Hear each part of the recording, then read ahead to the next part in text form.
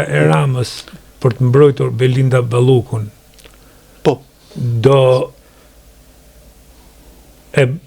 do të mbroj atë që tham, duke e çuar në gjykatë kushtetuese dhe fitoi, nuk lejoj të fitoj një precedent që mund të bëj normë nesër, siç e tham, dhe mund të krijoj mund bënte kushdo një grup shteti, sepse e kishte normë, pastaj dhe thonë do të shkarkoj këtë, do të pezulloj këtë, do të pezulloj këtë, do të pezulloj këtë. Tashti, a mendon se Rama, për tregu se gjithë këtë veprim e bëri, për të ruajtur pavarësinë e pushtetit, duhet ta shkarkojë ai Belinda Ballukun?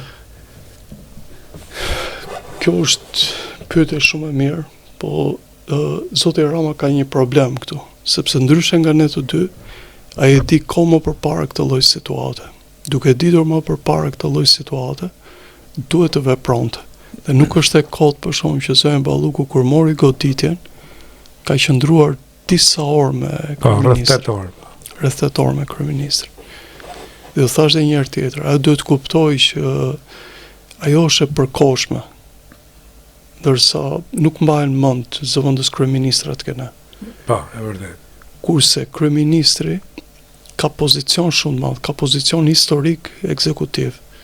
Dhe në këtë rast ajo duhet shpëtonte edhe veten e vet, po edhe karrierën e mëvonshme të saj, nëse do ketë ndonjëherë karrierë.